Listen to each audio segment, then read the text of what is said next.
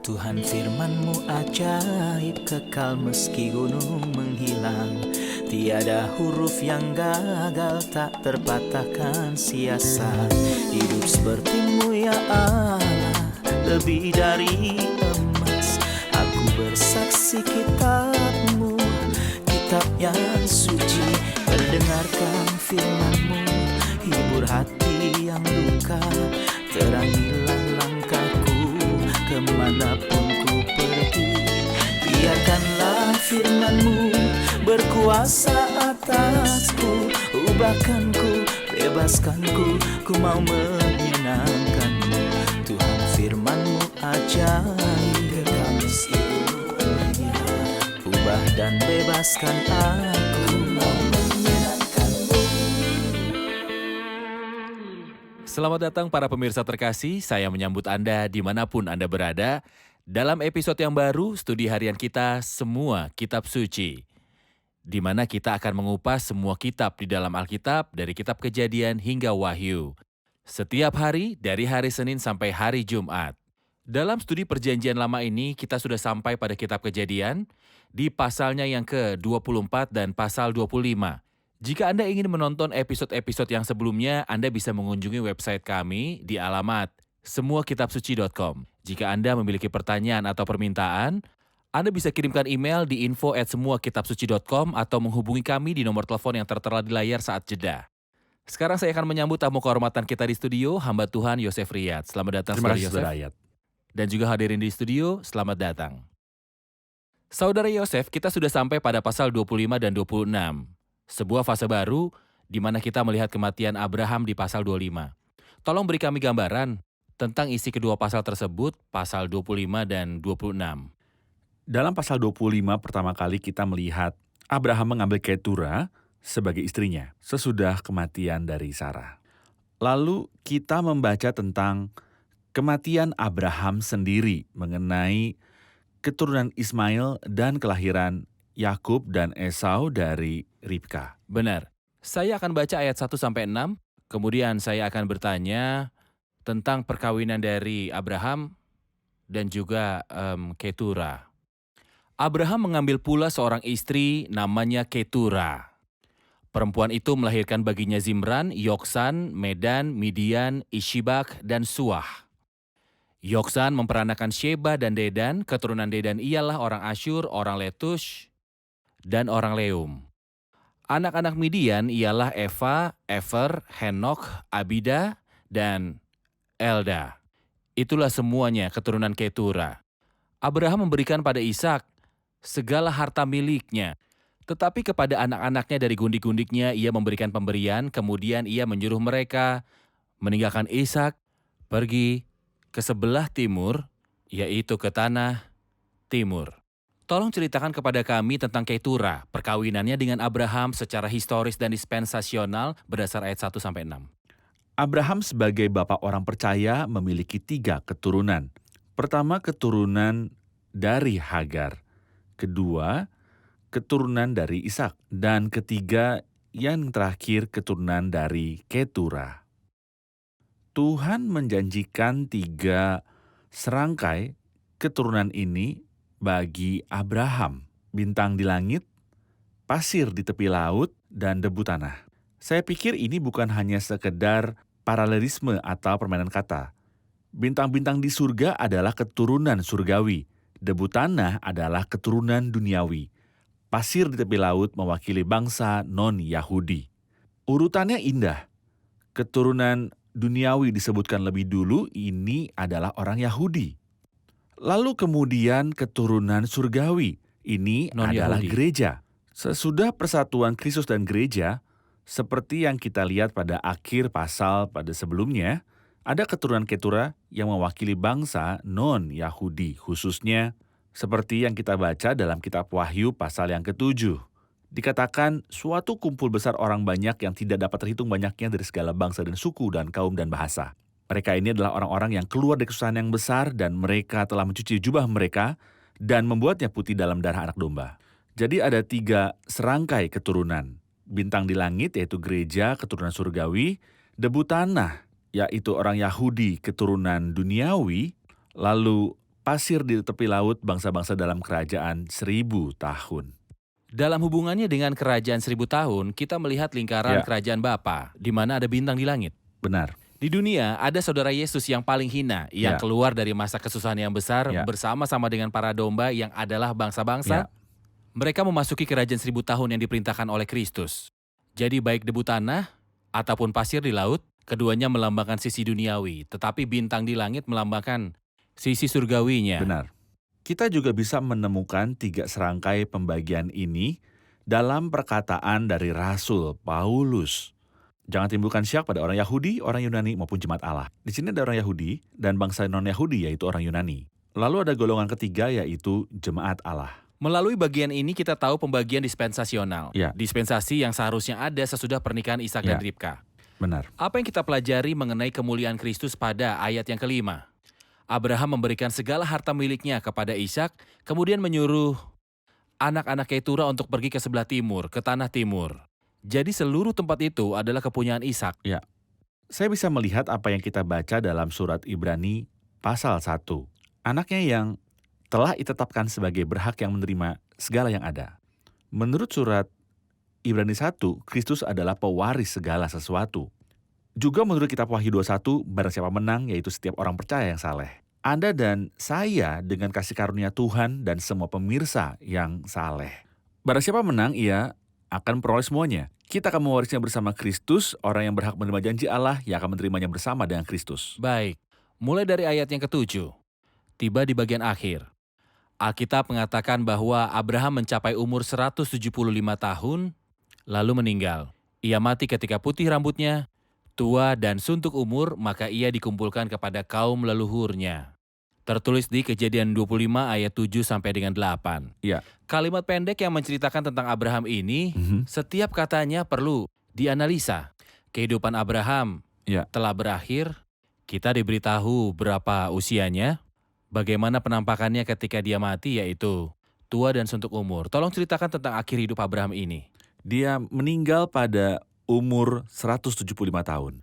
Umur Abraham disebutkan pertama kali dalam kitab Kejadian 12 pada waktu dia berumur 75 tahun. Dia hidup bersama Allah selama 100 tahun. Wow, betapa luar biasanya berjalan bersama Allah bagi Abraham. Tuhan menyinggung mengenai kematiannya dalam kitab Kejadian 15 ayat 15 ketika Tuhan berkata, "Tapi engkau akan pergi pada nenek moyangmu dengan sejahtera, engkau akan dikuburkan pada waktu telah putih rambutmu." Istri yang dikasihinya, Ratu Sarah, meninggal sebelum dia. Waktunya tiba bagi Abraham untuk dikumpulkan kepada kaum leluhurnya. Seperti yang Kristus katakan tentang Abraham, Ishak, dan Yakub, ia bukanlah Allah orang mati, melainkan Allah orang hidup.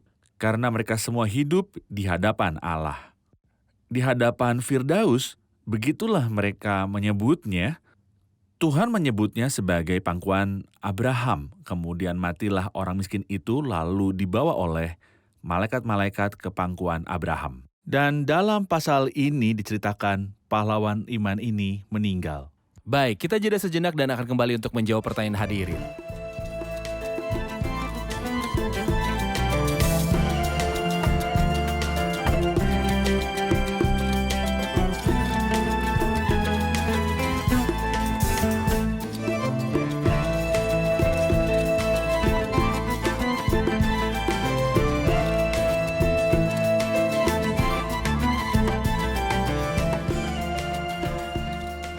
Saya punya pertanyaan tentang ayat 11. Dikatakan, setelah Abraham mati, Allah memberkati Ishak anaknya itu. Apakah berkat Ishak terikat pada kematian Abraham? Atau apakah memang akan menerima berkat? Silakan. Sebenarnya tidak ada orang yang bisa mencapai posisi Abraham. Bahkan Ishak anaknya pun tidak. Tapi pahlawan yang besar, ayahnya meninggal dan dikumpulkan pada leluhurnya. Apakah Allah akan tetap berjalan bersama keluarga Abraham, bersama generasi di selanjutnya? Jawabnya adalah ya. Seperti yang Allah katakan sebelumnya, sebab aku telah memilih dia, yaitu Abraham, supaya diperintahkannya pada anak-anaknya dan pada keturunannya. Supaya Tuhan memenuhi pada Abraham apa yang dijanjikan kepadanya. Jadi Tuhan melanjutkan apa yang sudah dia mulai dengan Abraham. Tuhan memberkati Ishak seperti Tuhan memberkati Abraham. Saya ingin menguatkan para pemirsa terkasih. Jika ada bapak-bapak yang saleh, meninggal dunia, saya ingin berpesan untuk anak-anaknya supaya tetap setia. Sehingga ada berkat yang tersimpan untuk generasi selanjutnya. Benar. Semua bapak yang saleh dan takut akan Tuhan yang meninggal dunia, banyak berkat Tuhan yang disimpan bagi anak-anaknya. Benar. Tuhan memberkati Ishak sesudah kematian Abraham. Tuhan tidak meninggalkan Benar. mereka. Dia. Tidak akan pernah meninggalkan.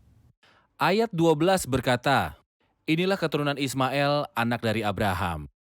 Apakah Ismail disebut terlebih dahulu karena dia anak yang tertua? Ataukah untuk menunjukkan kehebatannya? Tolong jelaskan kepada kami, mengapa dimulai dengan Ismail? Mengapa menyebutkan aspek dari kehebatannya? Ini adalah natur dari kitab Kejadian. Fokus utamanya adalah Kristus. Kita mengerti bahwa Kristus adalah subjek Alkitab dari awal hingga akhir. Misalnya, Kain disebut terlebih dahulu, harus disebut terlebih dahulu karena fokusnya Fokusnya adalah Sem. adalah Sem. Waktu Sem disebut, anaknya yang lain disebut lebih dulu untuk dapat fokus dan seterusnya. Jadi di sini konsepnya sama. Ismail disebut lebih dulu bukan karena dia penting Untuk banyak diceritakan pada kita. untuk bercerita banyak tentang dia, tapi untuk menyelesaikan cerita mengenai dia karena fokusnya adalah Ishak. Bukan karena Ishak lebih baik, tapi karena Kristus akan berasal dari keturunannya. Ya, Konsep narasi yang sama diulangi pada Esau dan Yakub. Tuhan menyebut Esau lebih dahulu sebelum Yakub untuk berfokus kepada Yakub, lalu pada Yehuda sampai kepada Kristus. Ismail memperanakan 12 raja. Selanjutnya dinyatakan, Ya. umur Ismail 137 tahun, sesudah itu ia mati dan dikumpulkan pada kaum leluhurnya. Kita sudah tahu bahwa Ismail memperanakan 12 raja. Itu berarti Ismail tidak lemah, dia hebat. Tidak. Dia adalah Ya. keledai liar. Ya. Betul begitu? Tuhan berjanji kepada Hagar bahwa raja-raja akan berasal dari keturunannya, yaitu Ismail. Tuhan setia pada semua yang dikatakannya. Jika Allah berfirman, dia akan melakukan. Oke, lalu kita lihat ayat yang ke-19, inilah riwayat keturunan Ishak. Tolong ceritakan kepada kami tentang Ishak. Kehidupannya dengan Ribka, kehamilan Ribka pada usia tua. Bagaimana kehidupan mereka? Bagaimana mungkin Ismail memperanakan 12 raja? Sementara itu, keturunan Ishak, keturunan berkat malah datang terlambat. Saya bingung. Ismail memperanakan 12 anak laki-laki. 12. 12 raja. Ya. Sementara Ishak fokus dari Alkitab, tidak memiliki anak sampai saat Ishak itu. tidak Yakub memiliki dan anak. Esau belum lahir. Benar. Ya, Ini menunjukkan pada kita bahwa orang percaya seringkali menderita pada awalnya. Tapi kita memang harus menunggu Tuhan mengajarkan sebuah pelajaran bagi kita untuk berdoa. Itulah yang terjadi dengan Ishak.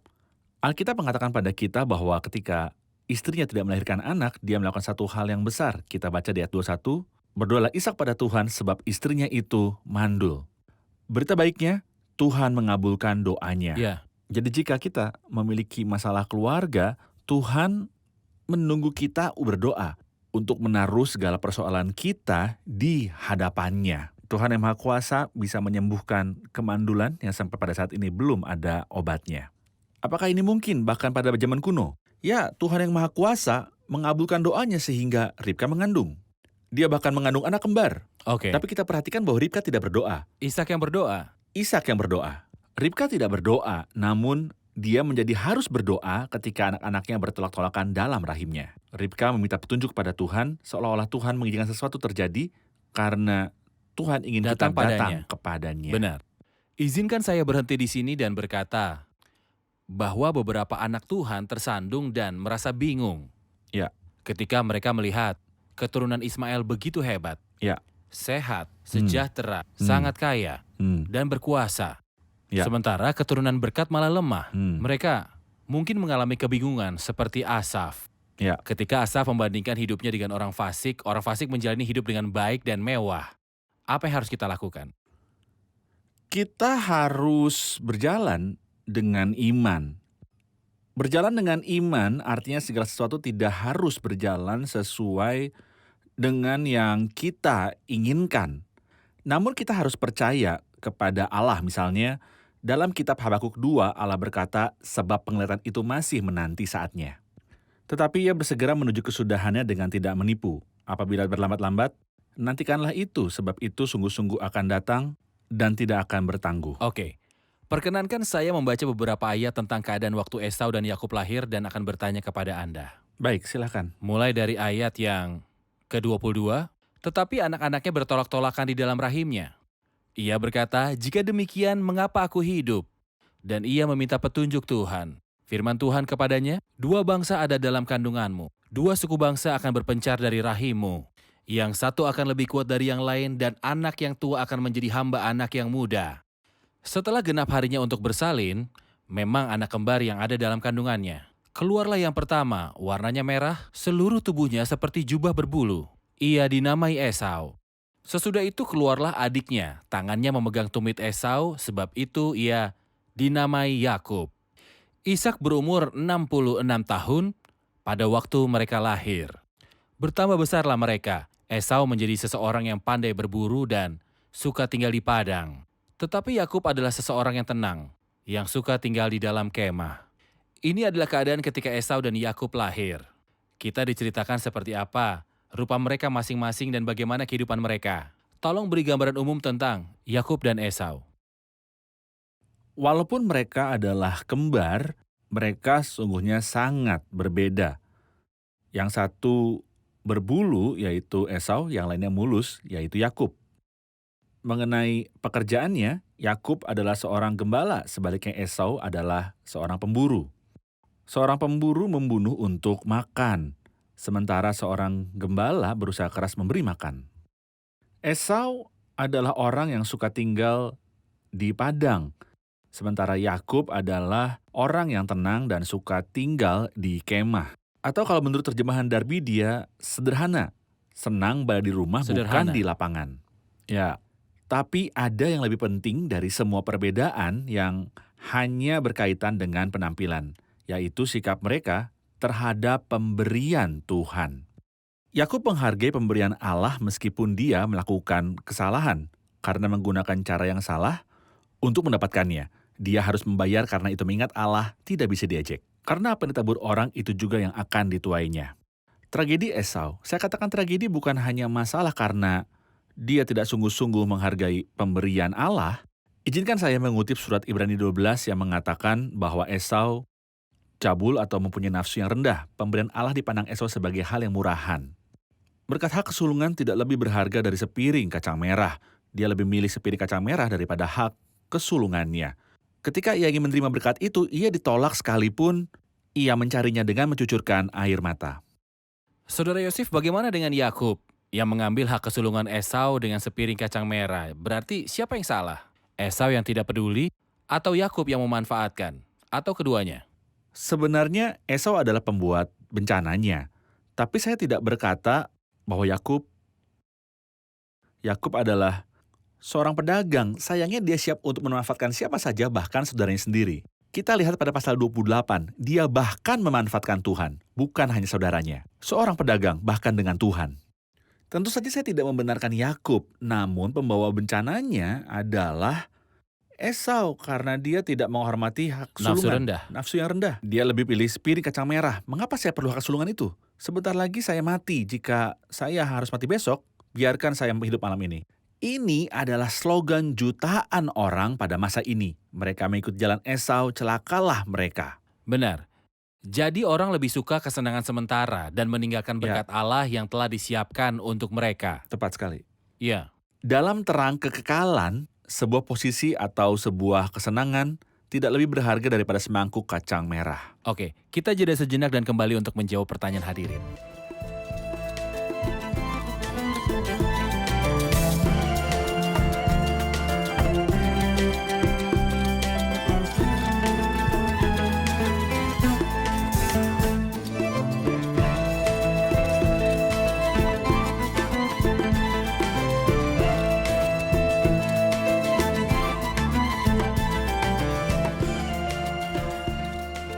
Pasal 26 ayat 7 menyatakan, ketika orang bertanya tentang istrinya, berkatalah ia, dia saudaraku. Kenapa Ishak tidak belajar dari kesalahan ayahnya ketika memasuki tempat ini? Baik. Saudara Yosef, kita melihat di pasal 26, kita menemukan bahwa Ishak melakukan kesalahan yang sama dengan Abraham. Ketika ditanya, ia mengatakan Sarah adalah adiknya. Apa yang Anda lihat dari pengulangan kesalahan ini? Ini menunjukkan pada kita betapa lambatnya kedagingan kita belajar sesuatu. Kita heran mengapa Ishak mengulangi kesalahan yang sama dengan ayahnya. Tapi saya heran mengapa Abraham melakukan kesalahan yang sama 2 kali. Bisakah kita memaklumi Abraham? Tidak, kita tidak dapat memakluminya. Memang benar Sarah adalah adiknya. Sarah adalah anak dari ayahnya tapi bukan dari ibunya. Menurut hukum pada masa itu, Abraham bisa menikahi Sarah. Tapi bagi Ishak, Ribka sama sekali bukan saudaranya. Itu sebabnya kesalahan Ishak jauh lebih besar. Lagi pula sebelum Ishak mengatakan hal itu, Alkitab menyatakan bahwa Allah menampakkan diri. Dan berkata, aku akan menepati sumpah yang telah kuikrarkan kepada Abraham ayahmu. Aku akan membuat banyak keturunanmu. Sama seperti bintang di langit. Apakah janji ini ada artinya untuk Ishak? Sayang sekali tidak. Mari sebelum kita melempari Ishak dengan batu, mari melihat diri kita sendiri. Berapa kali kita mengulangi kesalahan persis yang sama dan jatuh ke perangkap yang sama. Oke, tapi otoritas Allah muncul ketika dia mengontrol Abimelek. Ya. Juga ketika dia tidak mengizinkan seorang pun menyentuh Ribka. Allah mengembalikan Ribka pada Ishak. Tolong ceritakan pada kami tentang otoritas Allah bahkan ketika orang percaya berdosa. Izinkan saya membaca beberapa ayat yang luar biasa dari Mazmur pasal 105. Tentang bangsa Israel ketika jumlah mereka tidak seberapa, sedikit saja dan mereka orang-orang asing di sana dan mengembara dari bangsa yang satu ke bangsa yang lain. Dari kerajaan yang satu ke bangsa yang lain. Ia tidak membiarkan seorang pun memeras mereka. Ya. Raja-raja dihukumnya oleh karena mereka. Jangan mengusik orang-orang yang kuurapi dan jangan berbuat jahat kepada nabi-nabiku. Ini mengingatkan kita akan kata-kata Rasul Paulus, jika kita tidak setia, dia tetap setia. Karena dia tidak dapat menyangkal dirinya sendiri. Bagaimana dengan kompensasi untuk Ishak dan berkat Allah? Ayat 12, maka menaburlah Ishak di tanah itu dan dalam tahun itu juga, ia mendapat hasil 100 kali lipat sebab ia diberkati Tuhan. Kita tahu Tuhan memberkati Ishak setelah kematian dari Abraham. Ya, Tuhan memberkati dengan tanah walau dikelilingi musuh. Di benar. tahun menabur, Ishak mendapat hasil 100 kali 100 kali lipat. lipat. Ini terjadi karena Tuhan memberkati. Sanggupkah melawan Tuhan? Tak mungkin sanggup. Tolong tunjukkan bagaimana Allah berpihak pada Ishak. Tambahan mengenai kenyataan Allah memberkati Ishak dengan materi, dalam bagian yang kita baca, Ishak menunjukkan moral yang baik, orang yang tidak suka bertengkar. Seorang hamba Tuhan tidak boleh bertengkar. Tentang Kristus dikatakan, lihatlah itu, hambaku, ia tidak akan berbantah. Ishak menggali sumur, mereka malah menimbunnya dengan tanah. Saya akan membuat mereka susah. Bisa saja Ishak berkata begitu. Tapi tidak, dia hanya menggalinya lagi atau pergi ke tempat lain. Betapa lembutnya itu. Itu sangat mirip dengan kelembutan dari teladan yang sempurna hebat yang berkata, belajarlah padaku, karena aku lemah lembut dan rendah hati. Jadi Tuhan memberkati Ishak dengan materi, dia mendapat hasil 100 kali lipat. Dimanapun dia menggali, sebuah sumur muncul. Pada waktu itu air langka dan sangat penting. Ishak itu lemah lembut dan itu luar biasa. Dia sabar, kesabarannya sudah diketahui oleh banyak orang. Saya harap kita semua punya karakter yang luar biasa dari hamba yang luar biasa ini, Ishak. Dengan mengacu pada sumur, kita akan melihat apa yang berbeda dari masing-masing bapa leluhur, yaitu Abraham dan juga Ishak, ataupun Yakub dan Yusuf. Tolong ceritakan pada kami, apa yang berbeda dari masing-masing bapa leluhur, lalu kita akan kembali membahas seputar Ishak dan sumur. Dalam hidupnya Abraham membangun 4 mezbah. Ada ayat-ayat yang mengatakan pada kita bahwa memang dia melakukannya. Itu tidak palsu, ini memang nyata. Oke. Kalau Ishak, kita akan menemukan bahwa dia sepanjang hidupnya dia menggali 4 sumur, ada ayat-ayat yang menyatakannya. Yakub membangun 4 tugu, dia adalah manusia tugu, ada ayat-ayat yang menyatakannya. Terakhir, Yusuf memakai 4 jubah. Saya ingin berkomentar tentang sebabnya. Mari kita mulai dengan mezbah, sumur, tugu, dan yang terakhir jubah. Mezbah adalah permulaan. Anda ingin memiliki hubungan dengan Allah tanpa mezbah, hal itu tidak mungkin. Persembahan adalah hal yang paling penting di dalam Alkitab. Itu sebabnya Abraham, bapa leluhur pertama, adalah manusia mezbah. Tepat sesudah ini datanglah kepenuhan, kelimpahan, dan kekuasaan. Ini adalah gambaran dari karunia Roh Kudus dalam perjanjian baru. Jadi dia yang suka memberi persembahan menikmati hadirnya Roh Kudus. Sekarang terkait tugu. tugu menggambarkan kesaksian. Sesudah kita mengenal Juru Selamat dan memiliki Roh Kudus dalam kita, apa yang harus kita lakukan? Berikan kesaksian melalui tugu dan kemudian melalui penampakan kita, yaitu jubah yang berbeda seperti yang kita lihat dalam diri Yusuf. Ini adalah hubungan dengan 4 bapa leluhur. Mari kita kembali pada 4 sumur yang digali Ishak. Ya. Kalau Anda memiliki komentar tentang itu, kami ingin dengar. Sumur yang pertama disebut Esek. Alkitab mengatakan sumur itu dinamai demikian karena mereka bertengkar dengan dia. Esek berarti pertengkaran. Sumur yang kedua dinamai Sitna, karena mereka bertengkar juga tentang sumur itu. Sitna berarti perselisihan. Melalui kedua sumur ini kita melihat sikap Ishak yang lemah lembut. Kemudian sumur yang dinamai Rehobot bermakna Tuhan memberi kelonggaran kepada kita. Ini adalah balasan bagi orang yang suka damai ketika kita tidak membalas kejahatan dengan kejahatan. Ketika kita tidak membalas kutuk dengan kutuk seperti yang Kristus ajarkan kepada kita. Maka Allah memberi tempat yang lapang bagi kita. Akhirnya pasal 26 dimulai dengan kelaparan, tapi pada akhir pasal kita membaca tentang sumur Sheba yang berarti banyak. Baik, terima kasih Saudara Yosef. Kita sudah di akhir episode. Kita akan dengar komentar dari hadirin. Terima studio. kasih Saudara Ayat. Apa yang telah Anda pelajari di episode ini? Kita bisa melihat bahwa Abraham memberikan semua miliknya kepada Ishak yang adalah gambaran dari Kristus. Surat Ibrani 1 yang telah ia tetapkan sebagai yang berhak menerima segala yang ada. Juga dalam Wahyu 21 hati kita diteguhkan karena dinyatakan barang siapa menang ia akan memperoleh semuanya ini. Iya. Saya suka analogi mengenai keturunan Abraham. Pertama, Tuhan berkata kepada Abraham bahwa keturunanmu akan seperti bintang di langit yang melambangkan gereja. Lalu pasir di tepi pantai yang melambangkan bangsa-bangsa dalam kerajaan 1000 tahun. Kemudian debu tanah yang melambangkan keturunan bangsa Yahudi duniawi. Oke.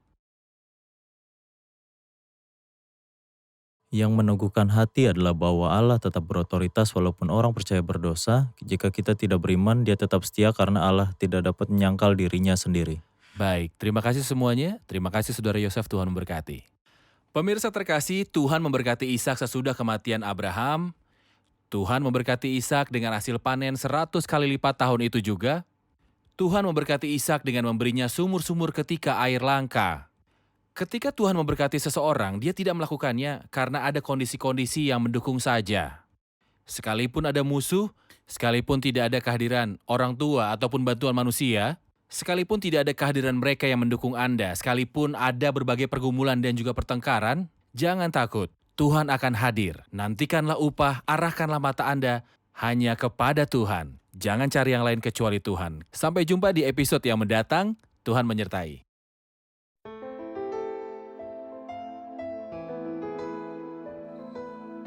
Tuhan firman-Mu ajaib, kekal meski gunung menghilang.